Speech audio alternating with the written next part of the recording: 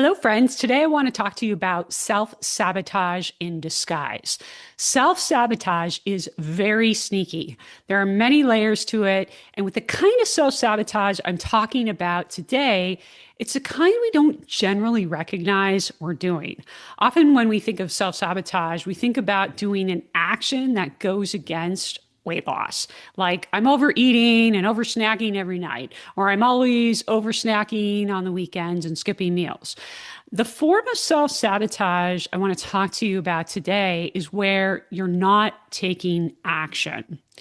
Where there's no action, there's inaction. This form of self sabotage is sneakier, and usually we don't realize why we're doing it. So I want to talk through this with you based on what I have seen with other clients that causes this. But before we get to that, I want to take a minute to say if you've been enjoying the podcast and getting benefit from it, please take a minute to leave a 5-star review on whatever podcast platform you are listening to this on. Your reviews really help other women find the podcast who are struggling. So if you would please take a moment to do that, I would greatly appreciate it. Now, let's talk about self-sabotage in disguise on a weight loss journey. And let's talk about two different types of self-sabotage in disguise, because these are the most common self-sabotage in disguise situations I have seen coaching midlife weight loss clients. The first way that someone sabotages in disguise, they think they should be losing weight when they are not in a calorie deficit. Let's say their maintenance calories are 1,800 calories and their calorie deficit target is 1,500 calories. And they're eating consistently 1,800 calories on average for the last 90 days. I have seen this so many times in my career. Some people will even go to their doctors and say they're confused why they're not losing weight. I've had a few doctors call me in my career and I've had to explain, well, actually, this person is not actually eating in a calorie deficit. They're eating 1,800 calories instead of 1,500. That's why they're not losing weight, right? This is what's called cognitive dissonance. You know you're not eating 1,500 calories, but you rationalize like, well, I'm tracking my food. I'm eating more health promoting foods. I'm eating more protein and fiber. I'm moving, and doing more. So I should be losing weight for the effort I'm putting in. So logically, you need to be eating 1,500 calories and that's your target to lose weight. But you hold these conflicting beliefs that you're doing more. So therefore you should be seeing some kind of progress, some kind of weight loss, something. It's really a fascinating mental phenomenon. And it's something I see quite frequently. Happens with a lot of people in all kinds of areas. So let's discuss how this might be actually self-sabotage in disguise. Because the problem really isn't that you're not eating the right amount of calories, right? You know that you should be aiming for 1,500 calories, but that's not the real problem going on here, okay? As a coach, when a client says to me, I don't understand why I'm not losing weight, my question always is, what makes you think you should be seeing weight loss? What makes you think, even though you haven't dialed in these things, that you should see results? What makes you think you should be losing weight when you're not in a calorie deficit? So my job as someone's coach is to dig into their thinking to see what's coming up from them. And sometimes what will come up for people is like, well, I'm doing these things so much better than before, or now I'm tracking my food, or I'm eating more healthy foods, which none of that matters for weight loss. The tracking food one is one I so commonly see. A lot of women really, really think that just because they are tracking their food, that somehow means they are in a calorie deficit. This would be like, you make $5,000 a month and you spend $5,000 a month. So that's just like you're maintaining, right? You're not able to save any money. And this would be like you continuing to spend $5,000 every month and being confused why you're not saving money. I can't afford anything, but you're still spending $5,000 a month, right? And so tracking food is one I so commonly see. A lot of women just believing that when they are tracking food, that somehow means that they are in a calorie deficit. They can be eating 3,000 calories a day and they believe they should be losing weight just because they are tracking their food intake. That's cognitive dissonance. And sometimes people will say, I'm scared of lowering my calories. When I start digging into this with them, they'll say, I'm scared of lowering my calories because I've done so many restrictive diets where I was starving and I'm really scared of being hungry again, which is totally valid, right? So I'm scared of being hungry. I'm scared of giving up all my favorite foods and not being able to enjoy food and feeling like I'm missing out. Or sometimes people will be like, well, I don't really want to put in the time and effort because I've never lost weight before, so it's probably not going to work for me anyways. And so why should I bother and put in all the extra time and effort? Or I've lost weight before, but never kept it off. So why should I bother putting in the work again? I'm probably going to fail anyway. I'm probably going to gain all this weight back, even if I try my best. So they say, I'm scared of failing, or I'm scared of how long it's going to take, or I'm scared that even if I do lose weight, how am I going to keep up with all these habits and maintain any weight that I lose with my busy, crazy life? Sometimes people fear how long it's going to take them to lose weight. Like, what if this takes me a year? I don't know if I could last a year. Like, all these things are the thoughts that are going on in your head that are preventing you from actually eating the 1,500 calories. These are all example of self-sabotaging thoughts, and it's self-sabotage in disguise because your thoughts about losing weight are stinky thoughts. They're super scary and super self-deprecating. They're all based in fear, and fear prevents you from taking action. They also may be because you don't believe in yourself and you have a fixed mindset. I've been doing this for so long. I'm sure some of these things I mentioned are actually probably things that you're dealing with or thinking in the back of your mind. You may not realize it, but these thoughts are sabotaging you in disguise. But the thoughts are preventing you from doing the behaviors that get you the weight loss results. A lot of people don't get this, but your thoughts create your behaviors. You don't create your behaviors. This is why you can't just make yourself do something. So the thoughts are preventing you from doing the behaviors that get you the results of losing weight, and the cognitive dissonance creates internal conflict. To resolve the internal conflict, what a person has to do is, well, they either have to change their behavior, alter their beliefs, or just ignore the facts. So an example might be somebody rationalizing. So you're not eating 1,500 calories as your calorie deficit, but you eat 1,800 calories anyways. And you might point to you being too tired or too stressed or too busy as justifications for doing that, for eating 1,800 calories. The cognitive dissonance is ultimately rooted in these beliefs you have surrounding weight loss. See why behavior change is not as simple as just eating a calorie deficit? Yeah. Okay. And it's also the same thing with steps. Let's say somebody is eating 1,500 calories regularly. They're nailing that part, but they are not increasing their steps. They know they should be increasing their steps, but they might say things like, I don't know why I'm not losing weight. You know, the individuals who don't prioritize the step part of their calorie deficit is a common thing that I hear is, you know, I'm too busy. And as a coach, when I begin asking questions like, well, what makes you think you should be able to lose weight without increasing your movement? People will say things like they don't believe it will matter. And once again, they do not believe in themselves, or they will say things like, this is a comfortable place with steps. I don't feel like I should have to get more steps to lose weight. I mean, your feelings don't really matter for results, but they feel that way. They're like, I feel like I shouldn't have to do more. They hold these beliefs that conflict with their weight loss goal. And ultimately, individuals rationalize and justify why they are not doing them to resolve the internal conflict that this creates. It's self-sabotage in disguise because your thinking is what is preventing you from taking all the actions you need to be taking to be in a calorie deficit. So you kind of end up in this like loop of like kind of sort of doing things, but you don't believe in yourself. So you don't commit like 10 out of 10 to take all the actions fully because you don't want to let yourself down and feel like a failure for like the millionth time. So you don't fully commit. And this is why sometimes you're like super dialed in and super consistent. And sometimes you're just like all over the place and frustrated with yourself and experiencing this dissonance of like, why don't I have the results? Yeah. When you're not even like in a calorie deficit, but you're convincing yourself this should be enough to see some results. And if I'm not seeing some results with the things I'm doing, why should I bother putting in more effort? I should at least be seeing something with this amount of effort. Let's say you know all the right things you should be doing to lose weight and you know how to do them correctly. um, you know you need to bring your steps up while you're in a calorie deficit. You know you should prioritize your protein and fiber to stay full. You know you should track your food regularly. You know you should budget your calories, and you're just not doing it.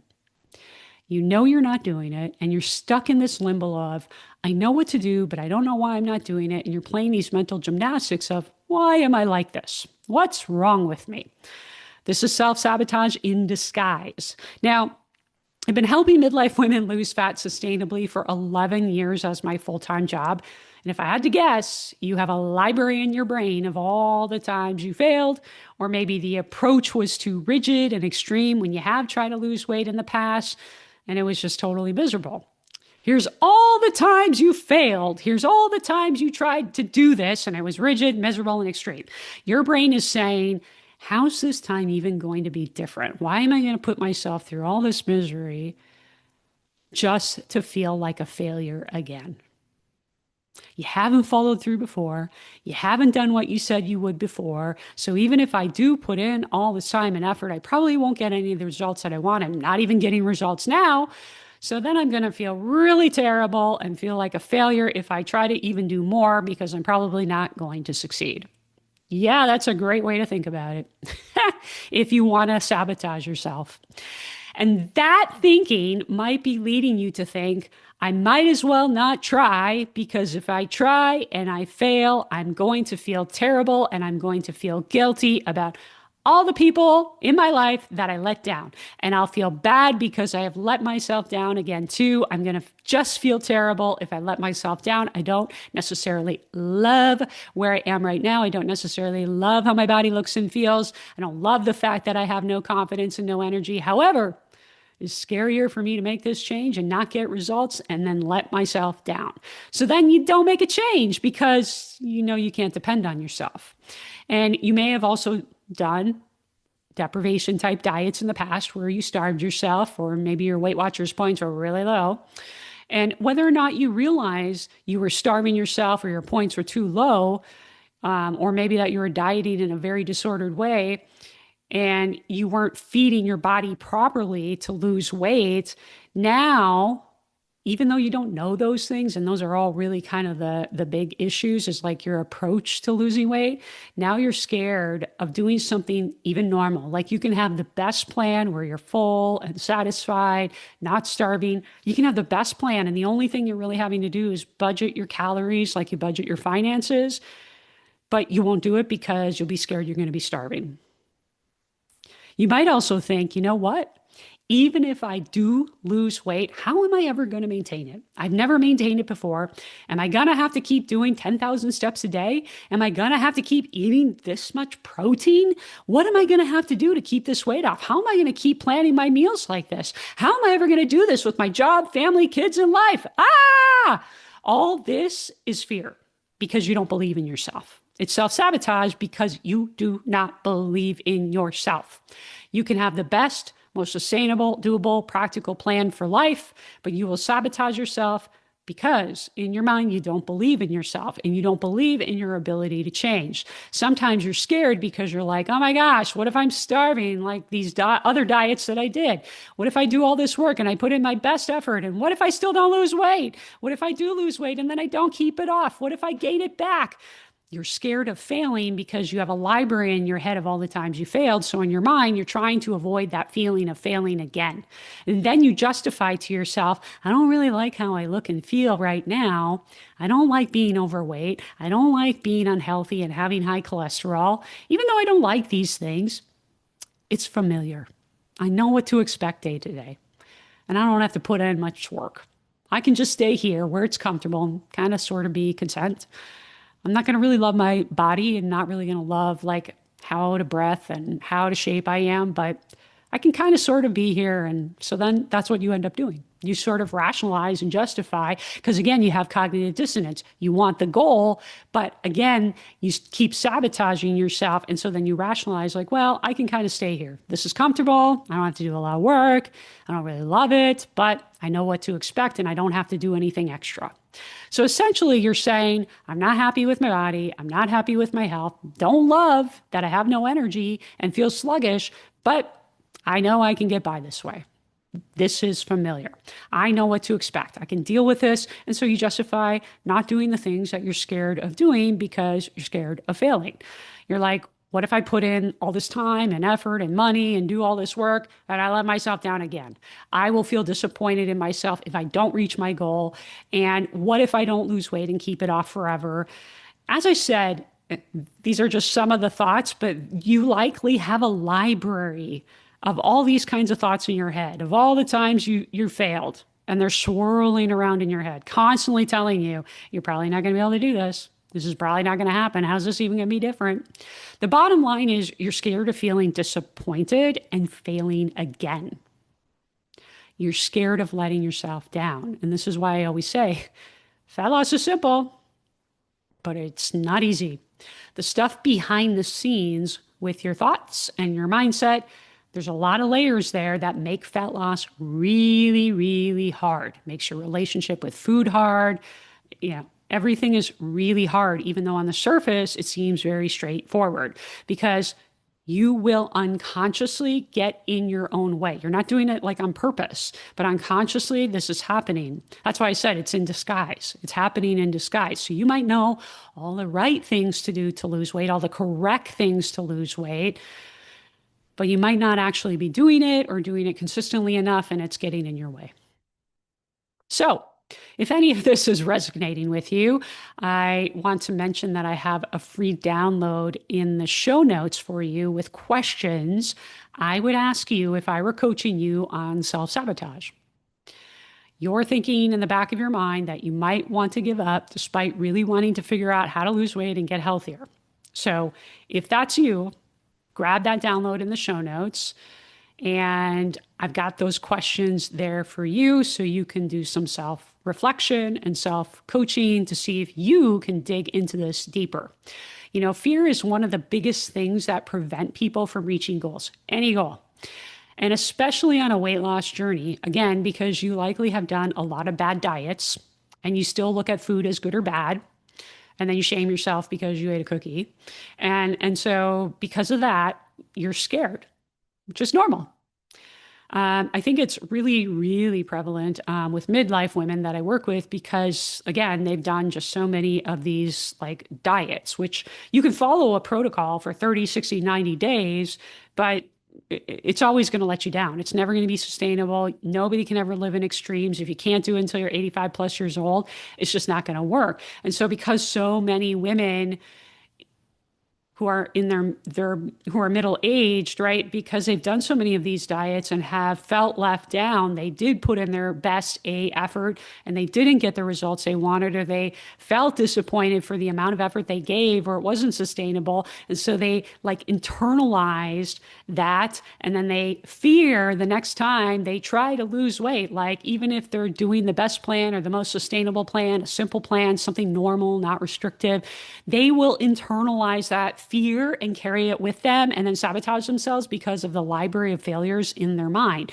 And then they will tell themselves cruddy things like, why would this ever work for me? In the past, I always failed. So how could this time be any different? I see this all the time when people have consultations with me. They're a great fit.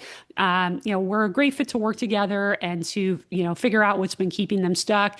And anybody who's worked with me, we're not doing a diet. We're actually getting to the bottom of like your relationship with food and what's been actually keeping you stuck and the patterns that are, not helping you, and getting, really deep into your mindset. So it's really interesting. The consultations I've had with women throughout the years, they will sabotage and they will know like, this is the perfect thing for them. And then they will just be like, no, I can't do this. Or, I don't want to do this. And I can tell that they're scared.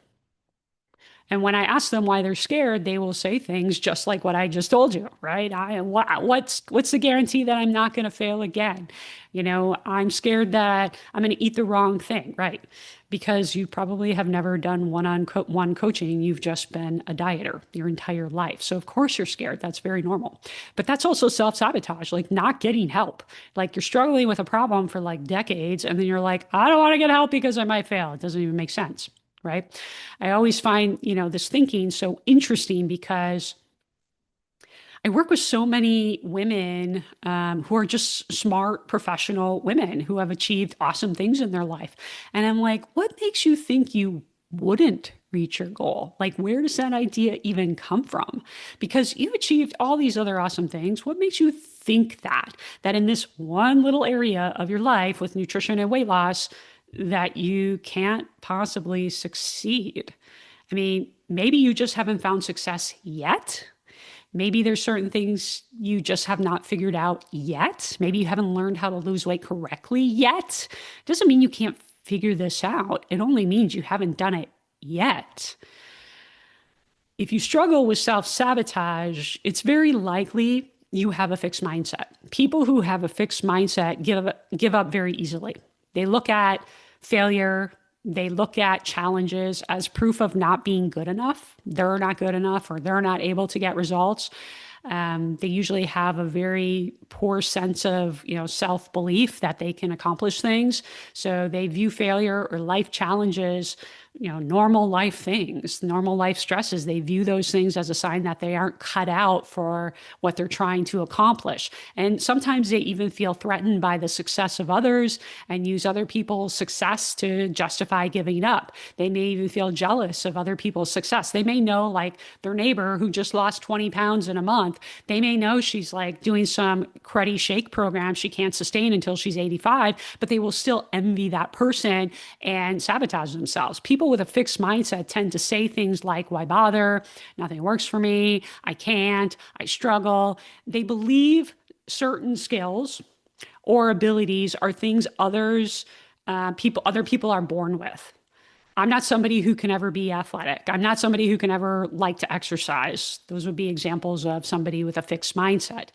So people with a fixed mindset also operate from whatever circumstances they're in. Let's say your dog is sick and you have to drop everything to take your dog to the vet. People with a fixed mindset will use that situation to say, see, this is why I can't track my food today. I can't walk. I can't eat an ounce of protein. And people with a growth mindset embrace challenges, realizing that challenges and regular stress is just a normal part of life. And they recognize that skills and abilities are practiced and developed over time. And they view failure as a chance to grow and learn, and are actually inspired by other people's successes. Now, if you've gotten to this point in the podcast, you're probably thinking, wow, this sounds complicated. And you're right.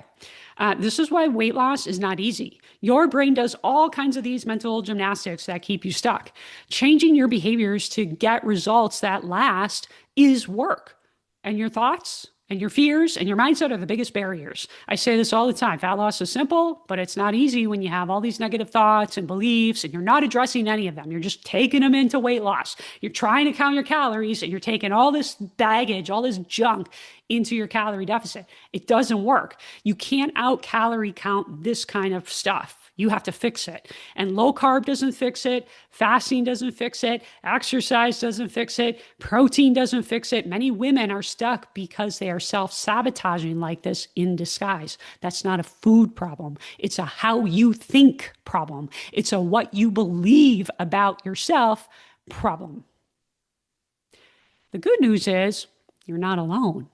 And you're not the only one who has this issue, because I see this stuff repeatedly with clients. It's exactly what I help clients with. I think a lot of women think coaching is just someone telling them what to do and what to eat. That's not coaching.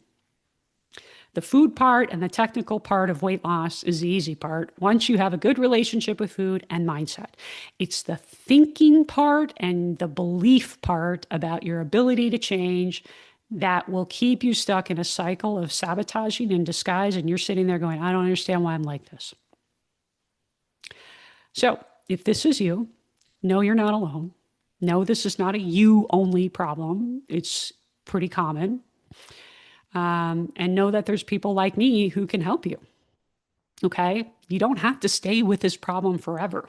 And remember, making a choice to not set a consultation because you're scared, that's self sabotage. Making a choice to have a consultation, and even though you know in the back of your mind that this will benefit you and there will be value for you to get the help that you need, and you are like, no, I got to back out, I can't do that, that is also self sabotage. You're saying, I don't want that help. I want to stay where I am right now and I'm okay with not changing anything. Okay. And so, like I said, that is also self sabotage. I don't think we always realize that. We make justifications and we rationalize it because there is that internal conflict, that cognitive dissonance that happens. You want the help, you want to reach the goal. I have no doubt that anybody that I have ever, worked with wants to lose weight. Of course you want to lose weight. I think sometimes people kind of take the easy way out and they're like, I must not want this bad enough. I don't think that's what it is. I think that deep down inside, you've got some broken pieces. You feel broken. You're feeling not good enough. You don't believe in yourself. You have all these like stinky thoughts that keep coming up and telling you what a terrible person you are and how you're never going to be able to change. And this is why you shouldn't change.